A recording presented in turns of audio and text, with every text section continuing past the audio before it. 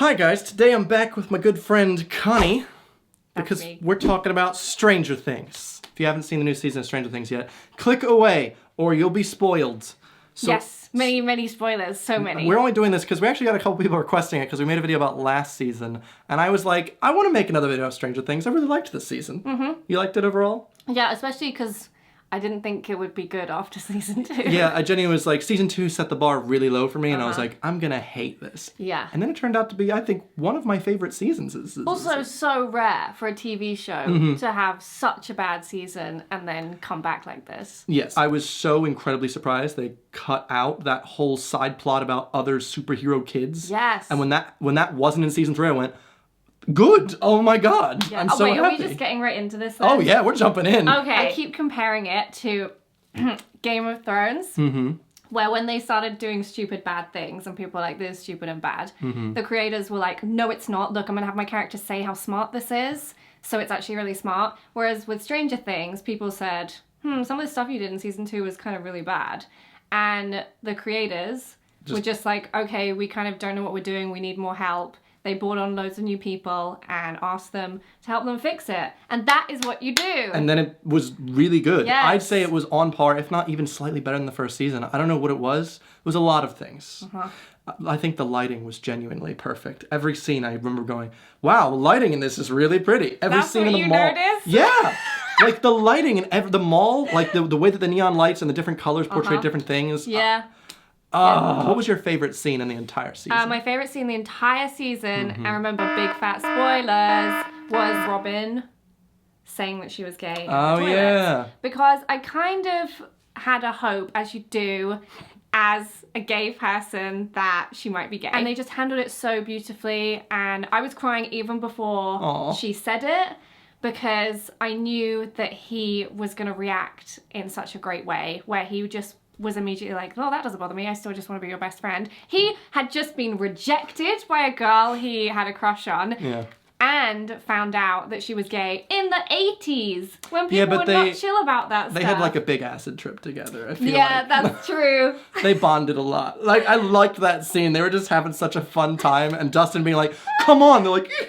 Even the like moment after them being sick, when they're just like, it's beautiful. Yeah, I thought that was really fun. Yeah. I did feel really bad when they just completely destroyed his face. Yeah, jeez. Oh, the like injection into his jaw. Oh, yeah, everything that has to do with that type of thing. I'm like, please don't. Oh, that's gross. My favorite scene most definitely was, I dump your ass. Oh, yeah. I literally lost it. It was just so good. The one negative thing I have with Elle, though, is I found her a bit inconsistent in terms of sometimes she could elocute very well, and other times it'd be like, I dump your ass. Yeah. I am angry. And I was like, are you smart? Like, I felt like she was in between season 1 and season 2. I've heard other people say this, but my feelings about Elle is that we have to remember that, 2 years ago? Yeah, she wasn't 2 years speaking ago, much. she didn't really speak. She'd never had any interactions with other people the same age as her. She'd lived in a box most of her life. So it makes sense for her to still have these moments where it's like she's more blunt. She just says it. Yeah. And that's exactly what her problem with Mike is, because he's not being blunt enough. And for Elle, things are very straightforward. I do find it strange that, like, that small thing that Hopper had said, like, completely changed Mike's whole character. For him to lie to Elle. I know it made the series happen, but I still was like, it felt weird and slightly out of character for Mike to lie to her. And I felt bad. And at the point of her saying, I dump your ass, I would have been like, your dad wouldn't let me see you unless so like, I don't know. It furthered the plot. That was all pretty contrived, that whole thing. But then again, they are worked like out. 14. Yeah, I didn't mind it as much. And I related a bit because I've been the Mike in the car of the father of the girlfriend I'm dating, driving me around going, we need to talk. So I was like, oh no, I totally understand. Yeah. Max and Max and 11 being friends. I loved the girl chats. That was beautiful, because that was one of the stupidest things in season 2. Like, oh, we're going to give them a rivalry, because that's what girls do, isn't it? Girls have rivalries. And I like the way they didn't even bother with explaining how they became friends. They were just like, that was stupid, pretend it didn't happen, they're friends now. Yeah, I liked that quite a lot. I really enjoyed the Russian subplot. I liked that whole trope of, like, the Russian that's hard to kill and, like, kept surviving everything, because it's just such a good trope that's in a lot of other things. Yeah, very 80s throwback as well. They had so many good 80s throwback moments. Even the body snatchers. Yes. Like as soon as I saw that they were cloning people, I went, this is a body snatchers thing. It was. I don't know. As someone who liked that film growing up, I was like, good callback. Imagine if I just did that, and then I was a body snatcher right now. No. The one negative I have with the body snatchers, I felt like I wish they had an extra 2 episodes, maybe to add a bit more drama behind, like, are any of us currently part of the flayed? Right. Yeah, I guess so. Like, so there was a slight amount of distrust. So Like, maybe is who Joyce is it? flayed? Like, do we trust her? Like, but they all automatically believed everyone with themselves was good. That could have just added a bit, but I liked it as it was. I was just saying, could have used it. Yeah, I feel like they probably didn't do that because it's such an overused trope. Yeah, maybe. And also I felt like Billy was the only voice of the flayed, as opposed to it could have been all the people. Billy basically was the mind flayer. Yeah, he was. He was the surrogate.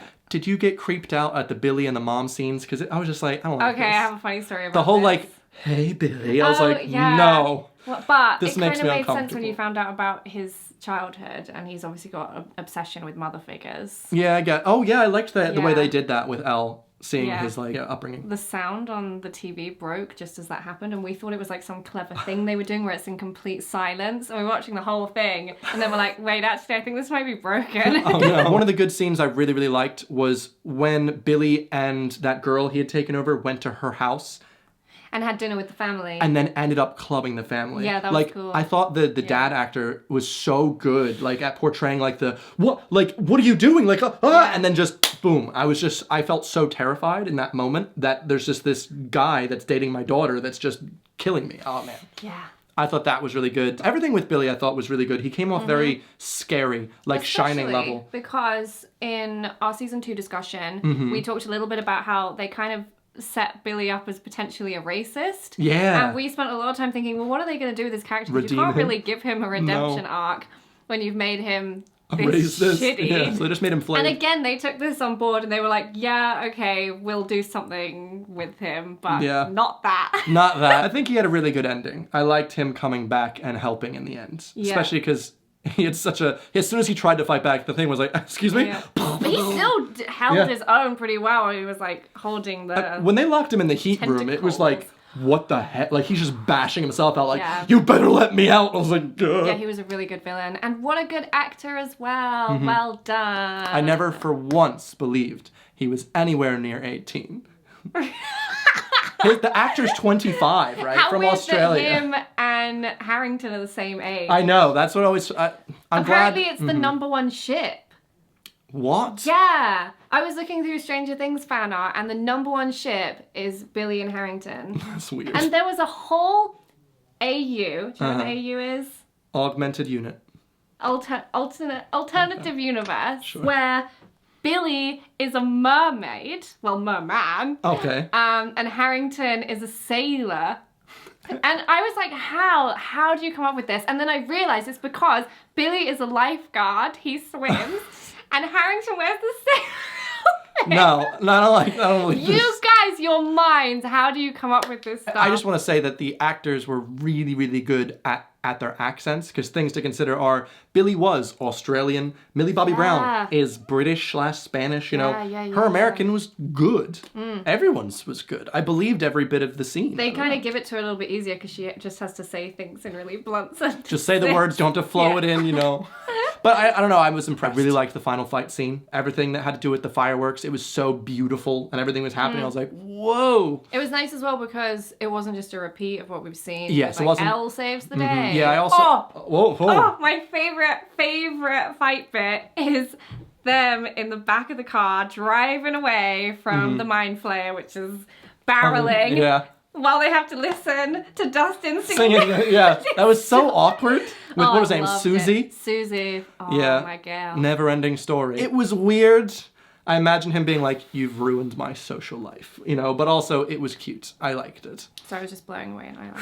Scenes that I predicted that I was still really upset about, as soon as they started making us like Alexei, I went, they're going to kill dead. And I was like, no. I did not guess that. And I'd just been saying, so I watched it with my brother, that we always think less of a show if they introduce a character in that season to kill them off in that season. And somehow, I was fine with them doing it with Alessi. Really? Because it really surprised me, and I had actually grown attached to him. I felt like he was kind of like 11 in the first season in that doesn't know much English, likes weird, intricate American things like the Slurpee instead of the Eggo waffle. And, you know, he was becoming adjusted to the culture, was really happy. He won the thing, and I was like, No! he looks way too happy. And then I was like, he's going to die. And then it was so sad. This It was like, hurting my feelings. hashtag justice for Alexi. Last year, You did tweet this. I tweeted. It's now a popular theory, you know. Yeah, I've seen I a couple tweeted things some talking stupid about thing like, I just realized having a B as the first letter of your first name has become the Stranger Things equivalent of having a red shirt in Star Trek. And then somebody replied to me, but Billy. And I replied, he's next. And he was. Speaking of Star Wars, did you get the little Star Wars reference? I said Star Trek. Oops! What's the difference? No, speaking of Star Wars, did you get the little Star Wars reference Dustin said? I think it was like gold leader returning to, and I was like, oh, I felt really bad for Will because I just wanted him to have a win this season, too. and it was just him going, oh, I'm gonna touch my neck again, and I was like, missed out on his entire childhood, and now all of his friends have grown up, and they're doing their own thing, and he's sad. Also, Willy Womble. They did the hint again that he might be gay. I thought that was just something as guys, especially in the 80s, you're like, not my fault, you don't like girls, was just like an insult. No, because they've had references to this in other seasons where his dad made like a comment about him being like possibly he was going to grow up to be gay, like what kind of kid does stuff like that. And I think Bob made a comment as well about how like it was going to be hard for him, so like the adults around Will have realized he's probably going to grow up to be gay, But Will hasn't realized yet. All he knows is that clearly Mike knows, or at least Mike was just saying something that hurt him. Yeah, it was weird, and the reason why it was strange is because shows obviously do a lot of that kind of queer baiting thing where it's like, so is the character going to be gay? Yeah. But then they outright had Robin revealed as a lesbian. So, you never know. So I trust them, especially now that they've brought on all these new writers. I did feel like it was really good at making like the kids go from really young to the teenager problems of like, oh, let's talk about this girl, and I don't really know. And they're like, hey, I want to play like we always used to do. And so he was kind of left behind where the other two were just arguing about 11 and... also, I've just started playing D&D myself. So more relatable I really felt for Will. It was so sad when he like gave away all his D&D books. Like, why can't he just go and get some new D&D friends? What about the scene when he destroyed the buyers? Yes. Oh, the castle buyer. Oh, I felt so bad. It was so tragic. I felt like that was a really symbolic moment. It was like death of his childhood. Because it was not just death of his childhood, but it was also anger at what had happened to him to make him lose his childhood, because that's where he had to stay. Many things. Yeah, so I felt like Will, I'm hoping, gets some type of redemption and becomes less of a pushover character in the next one. I'm still annoyed about him saying to his friends, like, oh, I wouldn't want to play D&D if it wasn't with you guys. Like, no, because he can just go find some new friends to play D&D with. He can't find friends. Do you see his hair? Not happening. I'm sorry. So in terms of like the Nancy Drew workers, I hated how they made that guy, like, we called him Boris Trumpskin. Like, he just looked like Boris Johnson and Trump had a baby. The one that was just like, where's my mustard? Obviously, sexism in the workplace is real. But sometimes when I'm watching a TV show, I want to escape those it felt facts too of life. real, I guess. Yeah, it did. It felt too real, and especially for like an 80s workplace, and the fact that she was quite young.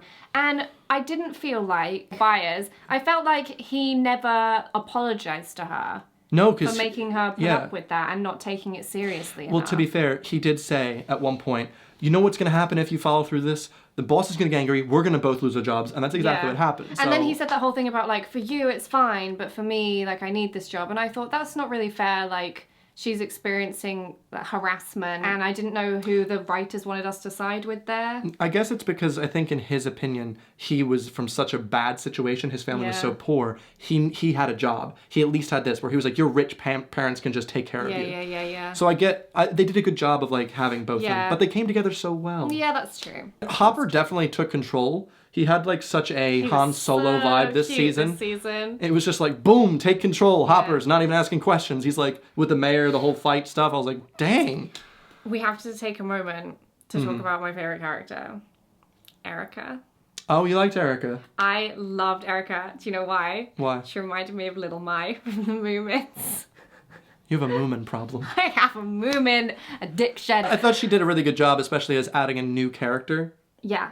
Well, she was a little bit Yeah. in season 2, but not really enough to be a character. No, but they did a good job Oh, she's introducing so her funny. as a unique person with her own And, reasons for being You know the guy who plays the like conspiracy theorist guy? Yes, He's yes, the secret. yes. And I was so impressed by the actress who plays Erica holding her own and almost Yes. out-acting him. Yeah, that was actually That really moment interesting. when they had the like repertoire, I was like, this is amazing. It just felt so fantasy-like to have this huge under-the-mall conspiracy with that. Like, I don't know, I Yeah. really liked that. It felt like it was saying something as well about Corruption in America US politics. right now, especially because like a mall, this like quintessential American thing, and then you have Communism tampering. taking it down. Yeah. Don't you dare speak ill of communism. Did you know, during the scene when Dustin came back and got scared and sprayed them with hairspray, that's the exact hairspray that Steve Harrington had recommended from the season before? Oh, I love shit like that. It was the Farrah Fawcett hairspray. I was like, this'll Nice, work. Yeah, so I yeah. thought that was a little nice callback. One of my favorite scenes from the entire thing was when they slow revealed who was listening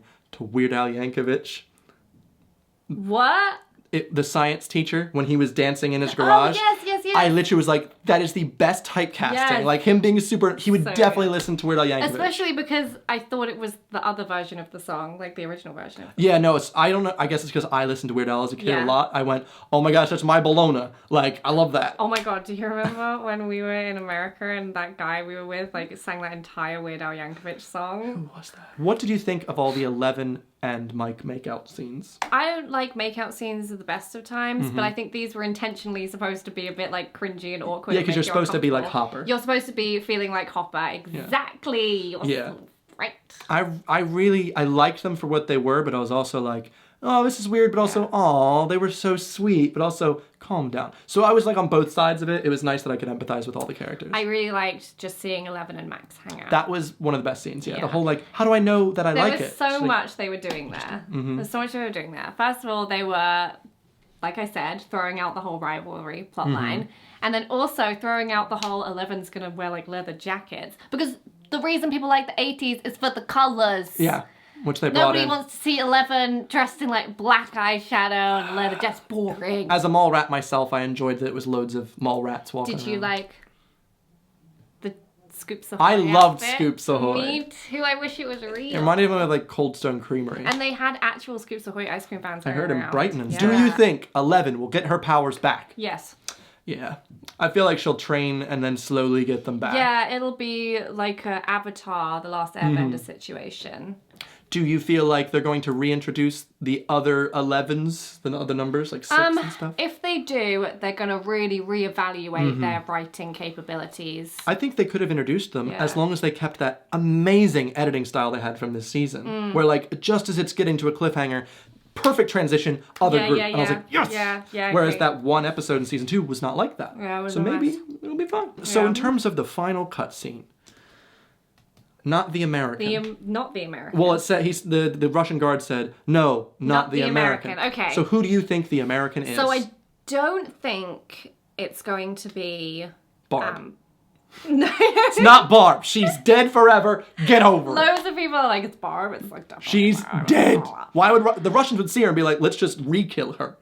I Blech. don't think it's going to be Hopper. But do you know the conspiracy about the song? So like when Will was coming back from the Upside Down, they Yes. had the song Heroes playing, and that was when they Okay. found out he survived. In season 3, when they found out that Hopper died, they had the song Heroes. And some people are saying that might be a callback to say he's actually alive. I don't think Hopper's dead. But I Oh. don't think he's the American. Oh, interesting. I think that makes more sense. I think they're doing a sneaky little double on you. They're gonna be so like, we're going to huh? find out in Huh? season 4, exactly, that the American is not Hopper, and you're going to be like, oh, womp womp, guess The bait and Hopper's switch and dead. switch. And then they're going to be like, actually, Hopper's alive! Who do you think the American is then? So that's why I tentatively played with the idea it could be Bob. But then I thought, what if it was Bob? Bob? No, What he's if it dead. was Bob? I think the American is 11's evil doctor guy, because we haven't really seen him in a while. Okay. And I know he's alive, right? Because season 2, he made an appearance. He looked like thought he he looks like Ted died. Danza. I thought he was still alive. thought he We didn't really see Hopper die, so hypothetically. I don't think Hopper's dead. His name doesn't start with a B. Bopper. Well, is there anything else you're thinking about this season? I guess overall, what would you rate it? This season, 9 out of 10. Yeah, I'm gonna give it like a 9, 9.5. I guess I'd give the first one, like, honestly, I'd give it also like a 9.5, 10. Yeah, I really love the first season of Stranger Things. Like, I don't think I could fault it in any way. Anyway, if you have any possible theories on what happens in season 4, I'd love to hear, because I don't think any of us no know. idea. I have no clue where they're gonna go, especially because Yeah. 2 of them are in a different state now. Yeah. What are they gonna do? Just come on Yeah, back? actually, wait. We didn't talk about that. Elle and Will have just left. They just moved away. Together. Yeah. I like the idea that Elle's gonna get some semblance of a normal family life. Well, we'll hope, and then, whoops, nope, time to come on back to Hawkins. Well, anyway, thank you for watching. If you want, give a video a big thumbs up, tell us below what you like, and also check out Connie's channel in the description. A lot of cool stuff. I post occasionally. Which is the best amount of times. I'll see you guys next week. Thanks for watching. Bye-bye. Whoa, oh my god, I'm so hot. It's so hot! It's too hot.